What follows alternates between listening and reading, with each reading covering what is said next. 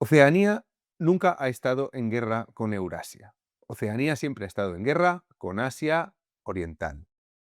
Esta es una de las noticias que se publicaban en los periódicos de la novela 1984 de George Orwell, cuyo protagonista Winston Smith era periodista, y periodista significaba en esa sociedad distópica la reescritura permanente del pasado. El Ministerio de la Verdad, donde trabajaba Winston Smith como un burócrata más de la maquinaria de propaganda del partido que tenía el poder absoluto en ese país, Eurasia, con capital en Londres, se dedicaba a reescribir los periódicos hacia atrás, de manera que los habitantes de Oceanía no tuvieran absolutamente nada en agarrarse. Otros departamentos del Estado se dedicaban a vaciar de contenido el lenguaje, creando una neolengua que permitiera al Estado manejar a su antojo los pensamientos de todos los habitantes de su población y en particular los miembros del partido. En España, lo que tenemos frente a esa novela distópica, frente a ese gran hermano de Orwell, son meros aficionados, pero entre esos aficionados hay estudiantes particularmente aplicados. Hoy vamos a ver cómo Irene Montero, presentando su nuevo libro, Algo habremos hecho, se convierte en una estudiante muy aplicada de ese borrado del pasado, de esa reescritura del pasado que en la novela 1984 llevaba a cabo el Gran Hermano. No consigue el mismo efecto, porque tenemos libertad para recordarle a Irene Montero y a cualquiera que intente hacer esto cuál es el pasado real, pero merece la pena ver cómo intentan hacerlo. Cuando comencé a utilizar la dinamita, yo también tenía fe en muchas cosas, en todas, pero he acabado creyendo solo en la dinamita. Denuncias es que buscas dinero y buscas fama. Y si lo que haces es evitar las consecuencias de denunciar poniendo tu cara, haciéndolo en un espacio anónimo, seguro, que proporciona una compañera como Cristina Fallarás en su cuenta de Instagram, entonces a quien le destrozan la vida es a ella, por poner la cara por todas. Y esa es la ofensiva que hay ahora. Cuando en realidad... Una pequeña pausa.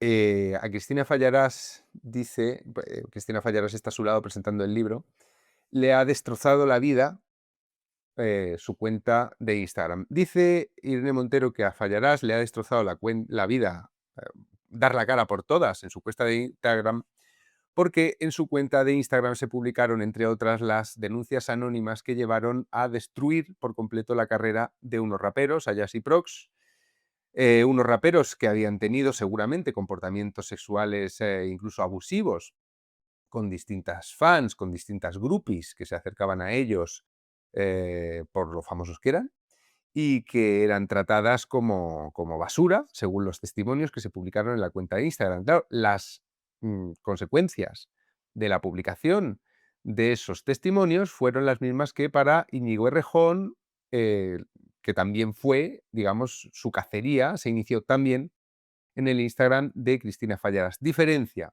Íñigo Errejón simplemente ha desaparecido de la vida pública, está esperando que se dicte sentencia en el juicio donde se enfrentó a la actriz Elisa Mouliá, una señora que después ha demostrado, apareciendo en los medios de comunicación, que está como una cabra, que, bueno, pues que cree que nos fumigan, cree que la OTAN abrió las compuertas de las presas para provocar la Dana de Valencia, cree que la Tierra es plana, y esa señora, con esa mentalidad, digamos, con esos evidentes indicios de estar como una regadera, es la que narró un encuentro que no llegó a ser sexual, pero casi lo fue, con Íñigo Errejón, en el que Íñigo Errejón quedaba retratado como un violador que había permitido que Elisa Mouliá se fuera de su casa sin llegar a abusar sexualmente de ella, después de una serie de encuentros que pudieron ser más o menos impertinentes, más o menos torpes,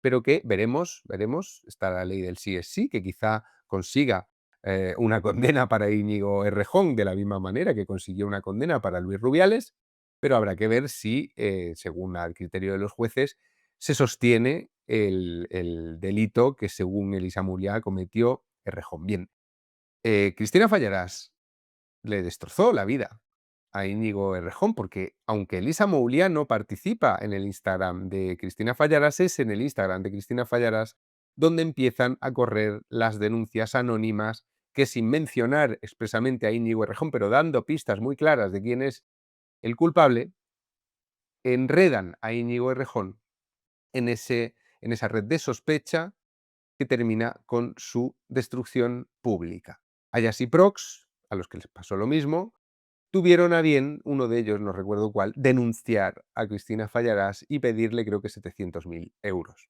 Por ese motivo, por esa demanda civil que uno de los afectados por esas denuncias anónimas vertidas, anónimas pero con muchas pistas vertidas en el Instagram de Cristina Fallarás, pues uno de esos raperos exige que Cristina Fallarás le pague la friolera de 700.000 euros por destruir su honor y por destruir su carrera.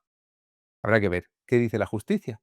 Habrá que ver qué dice la justicia, pero cuando Irene Montero se refiere a cómo le han jodido la vida a la pobre Cristina, Irene Montero se refiere a pagar las consecuencias de haber usado la difamación contra personas. Veremos si eso tiene un recorrido judicial. Yo no lo tengo claro. Veremos si se puede condenar a Cristina Fallarás de la misma manera que veremos si se puede condenar al diario El País por haber hecho algo tremendamente injusto con Carlos Bermud, con el cineasta Carlos Bermud, es decir, recoger testimonios, pintar esos testimonios en los que claramente no había delitos como una violación y permitir con esto que la carrera de este cineasta sea totalmente destruida. Es otro de los juicios que estoy deseando ver cómo terminan, para ver si en España se puede hacer esto con personas o no se puede hacer esto con personas. Vamos a seguir con el vídeo de Irene. de verdad creéis que hay vidas y hay vidas de hombres inocentes destruidas por denuncias falsas?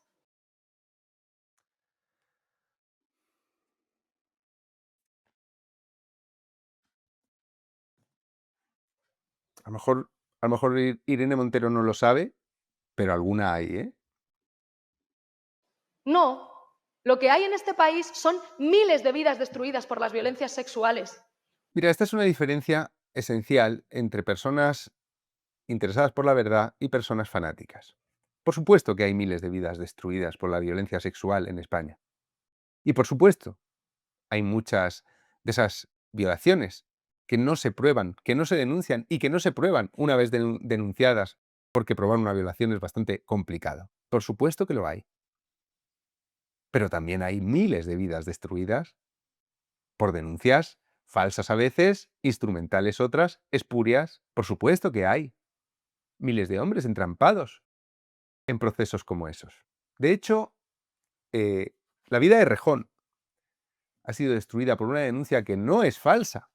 No creo que sea falso. De hecho, él ha admitido muchos de los hechos, pero que sí que es una denuncia instrumental. Es una denuncia que una actriz interpone dando un trampolinazo tremendo a su fama decadente y convirtiéndose en el centro de atención durante un tiempo.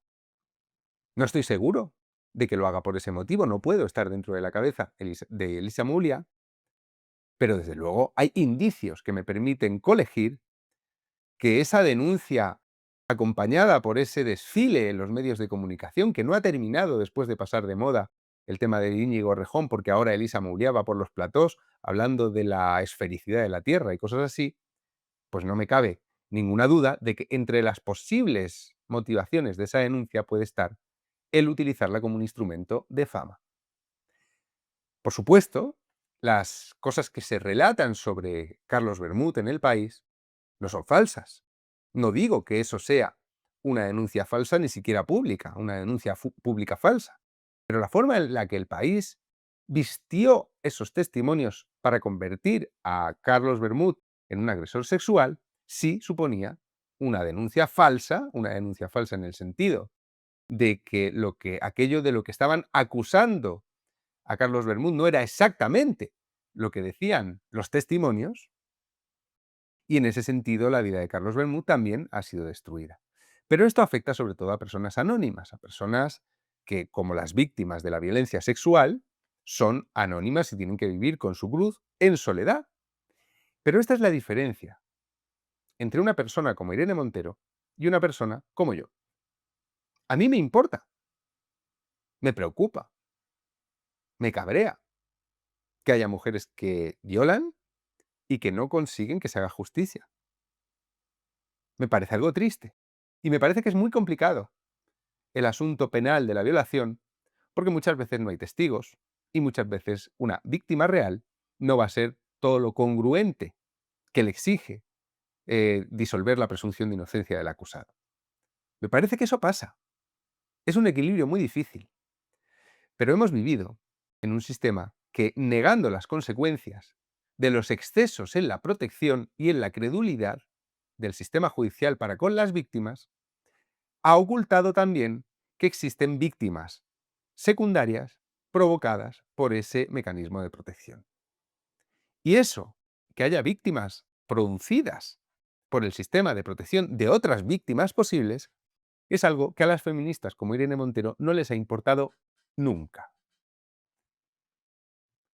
Pero sigamos. Con mucho poder, que a pesar de que todo el mundo sabe que son agresores, siguen ocupando con impunidad sus espacios de poder. Eso es lo que está ocurriendo. Entonces, esa narrativa es tan bestia, es tan fuerte, compañeras, que hay que estar preparadas, porque con esto termino, la gran brecha, igual que os decía antes que como el mayor castigo que nos pueden hacer es el daño que le hacen a la gente que queremos, pero en términos políticos, el mayor daño que nos hacen es cuando siembran la duda entre nosotras. Creo que es la mejor y más descarada definición del fanatismo que se puede hacer. Acaba de decir que el mayor daño que se les puede hacer políticamente es sembrar la duda entre ellas. Sembrar la duda. Esta gente no duda. Esta gente considera que la duda es algo amenazante. Y ahora vais a ver a qué se refiere. Ahora vais a entender por qué empezaba yo citando la novela de 1984. Cuando el bombardeo y el golpismo y la ofensiva reaccionaria es tal que tus propias compañeras te dicen, pero no redactasteis mal la ley, seguro, seguro, cuéntamelo ahora que no hay cámaras. Es como, pero que la parte penal la redacta el Partido Socialista, el Ministerio de Justicia, por favor. Que si hubiese habido algún error, no sería de las feministas. Que realmente, si esto no hubiese sido una ofensiva reaccionaria, ¿por qué es más fácil verlo cuando van a por la ley de amnistía? ¿Por qué? Ya habéis visto cuál es el relato ahora. ¿Queréis ver lo que decía entonces? Por suerte tenemos el canal de la hemeroteca del buitre que nos permite que nos hace el trabajo de documentación gratis y podemos tirar de sus fuentes. Vamos a ver algunas de las cosas que esta exministra de Igualdad, que capitalizó esa ley del sí es sí, impulsada por ella y que tuvo como consecuencia, imprevista para ella, pero advertida por distintos operadores, una rebaja insospechada de penas a violadores condenados y la salida incluso prematura de la cárcel de algunos de ellos, vamos a ver cómo en su momento, la que ahora dice que la parte penal la llevaba el Ministerio de Justicia, defendía la parte penal. Que ser explícito que quiere participar de esa relación sexual. Si no hay un acto explícito, pues se considera agresión sexual. Quería saber si nos puede adelantar cómo queda exactamente redactada la propuesta de reforma del Código Penal sobre lo que afecta al consentimiento sexual, sobre solo el sí es sí. Gracias. Respecto a cómo queda, déjeme que le busque la redacción exacta, si no, se la puedo facilitar después y si quieren ir haciendo alguna otra pregunta y a la siguiente pregunta que me toque responder, si me toca responder alguna, lo leo, aunque no tenga que ver exactamente con eso. Lo que ha habido son los juegos normales, los procesos ordinarios de mejora. Cuando un gobierno, un ministerio, un departamento ministerial toma una iniciativa legislativa, eso abre un proceso hasta ir conformando un texto que pueda ir a la Comisión General de secretarios de Estado para con ello ir a Consejo de Ministros. Yo creo que a las mujeres en este país se les ha puesto muchísimas excusas. Creo que históricamente las excusas han sido una manera de limitar y tratar de detener el avance del movimiento feminista. En las excusas técnicas creo que hay mucho machista frustrado. Debe de hacerse con la suficiente reflexión. Me parece que cuando... Estáis viendo, ¿no? El ministro socialista de Justicia, Campo, estaba hablando de ajustes técnicos en la ley y todos los podemitas estaban diciendo que eso era, que había mucho machismo. Mucho machismo. No se toca. Estáis viendo, ¿no? Sigamos. Parece que cuando mujeres prestigiosas redactan una ley, pues hace falta que venga pues un machote, como te decía, a decir, no te preocupes que yo te explico cómo hay que hacer las cosas. El solo sí es sí, el hermana yo sí te creo, por fin se convierte en una ley. La libertad sexual va a ser, por fin, un derecho en nuestro país. Y vamos a cambiar la violencia por la libertad y vamos a cambiar el miedo por el deseo. España es, desde hoy, un país más libre y un país más seguro. A mi querida delegada de Gobierno contra la violencia de género, hoy aquí presente, Victoria Rosell, a mi querida secretaria de Estado, Ángela Rodríguez Pam, por todo el trabajo que ha hecho y que ha desplegado desde el primer hasta el último compañero y compañera del Ministerio de Igualdad. Esta ley es una ley que no va a servir para impedir que recaiga en la víctima la investigación sobre si hubo o no consentimiento y que, sin embargo, puede traer consigo inseguridad, tal como han puesto de manifiesto los informes preceptivos. Se lo debíamos a cada una de las víctimas. Solo sí es sí, que viva la lucha de las mujeres. Muchísimas gracias. Salen muchos titulares escandalosos, pero todavía no se conoce una sola reducción de penas. Y no se va a conocer. Es propaganda machista. Hoy hemos conocido varios casos de condenados por abusos a menores que ya han visto reducidas sus penas gracias a esa ley del solo sí es sí. Miren, lo que está ocurriendo aquí es que hay jueces que no están cumpliendo con la ley. ¿No? Pueden comprometer la imparcialidad y la integridad de los sistemas de justicia y que esos mismos estereotipos, ese machismo, puede hacer que haya jueces que apliquen erróneamente la ley o que la apliquen de forma defectuosa. Por tanto, lo que haremos será, en cumplimiento de la Ley Orgánica de Garantía Integral de la Libertad Sexual, reforzar la formación obligatoria a todo el personal que opera en la justicia. Colaborada por todas estas personas que ahora, bueno, pues parece que no, que en su texto no había disposición transitoria. Como les digo, el problema que tenemos es que hay jueces que están incumpliendo la ley y ya les decía, les explicaba que Naciones Unidas ya nos alerta de que esto puede ser así, de que el machismo puede hacer que haya jueces que apliquen de forma defectuosa una ley, que la interpreten erróneamente y que además ese machismo compromete la integridad y la imparcialidad de los sistemas de justicia, y eso se trabaja con formación obligatoria, que es lo que prevé la Ley Orgánica de Garantía Integral de la Libertad Sexual. Hemos hecho un poco de memoria, volvamos a escuchar la reescritura de la historia que nos brinda Irene Montero. Que tus propias compañeras te dicen, pero no redactasteis mal la ley, seguro, seguro, cuéntamelo ahora, que no hay cámaras. Es como, pero que la parte penal la redacta el Partido Socialista, el Ministerio de Justicia, por favor. Que si hubiese habido algún error, no sería de las feministas. Que realmente, si esto no hubiese sido una ofensiva reaccionaria, ¿por qué es más fácil verlo cuando van a por la ley de amnistía? ¿Por qué es más fácil verlo cuando van a por el presidente del gobierno que cuando van a por las feministas? ¿No habrá un poco de machismo ahí? ¿No habrá una narrativa machista que todavía nos penetra, que es como, claro, las feministas no saben hacer leyes? Sí, porque claro, los señores con corbata que han robado todo lo robable en este país, esos redactan las leyes de maravilla. Ay, es enternecedor ver a estos alumnitos, a estas alumnitas de Orwell intentando reescribir la historia. Pero tengo una cosa de propina. Mira, cuando primero dijeron no va a haber una sola reducción de penas, no las va a haber, son bulos machistas. Después echaron la culpa a los jueces.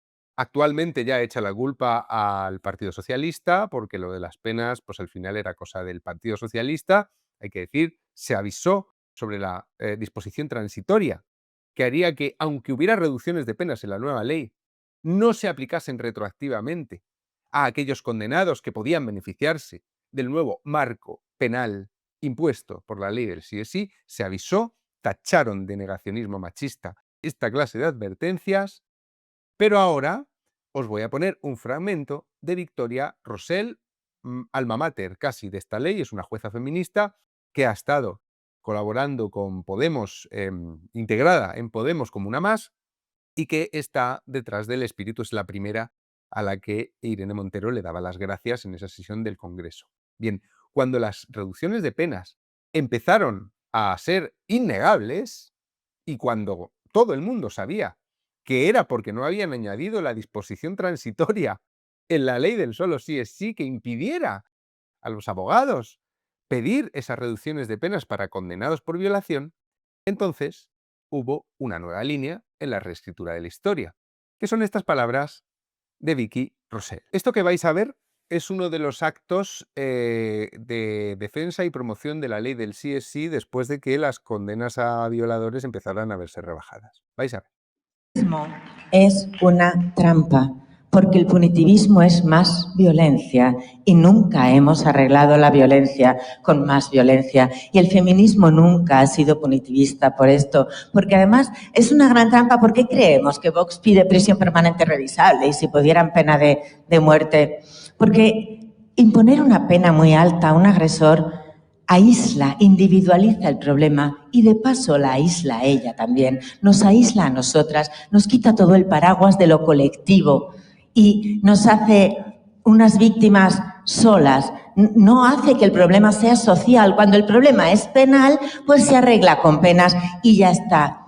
Pues sabéis, cuando una sociedad, una política solo puede proponer más penas, es una política de pena.